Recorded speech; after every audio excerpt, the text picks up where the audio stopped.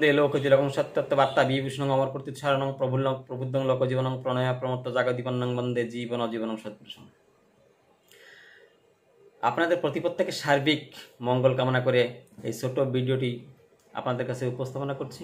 আশা করি সকলে ভালো আছেন, মঙ্গলের কোলে আছেন।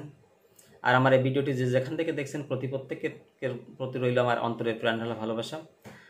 আজকে কথা বলবো, এক জায়গায় শ্রী ঠাকুর অনুকূলচন্দ্র বলেছেন, তোরা সব খুদে খুদে ভগবান। কথার অর্থ হলো, প্রতিটা প্রাণীর ভিতরে, প্রতিটা জীবের ভিতরে স্বয়ং সম্পূর্ণভাবে ভগবান বিরাজ করেন। কিন্তু ভগবানকে সম্পূর্ণভাবে জাগ্রত করে তুলতে হবে।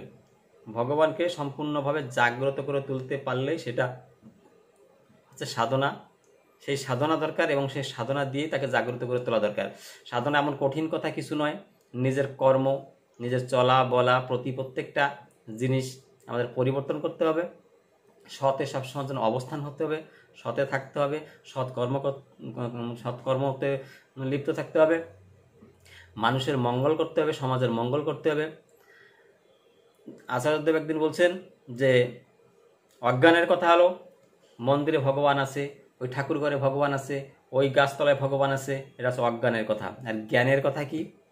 যে আমার ভিতরে ভগবান আছে।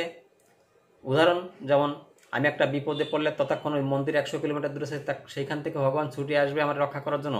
মোটেই নয়।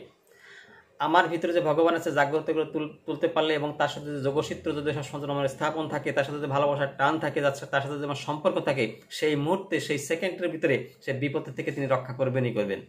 এটা হলো নিজের ভিতরে ভগবানকে ফুটিয়ে তোলার কথা।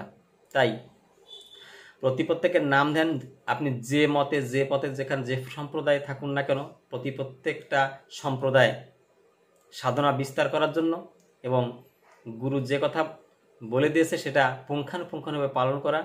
তার কোনো প্রশ্ন করলে হবে না।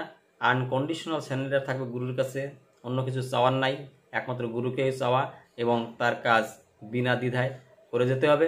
তাহলে প্রত্যেকটা জিনিস আমাদের সার্থক হবে। তাই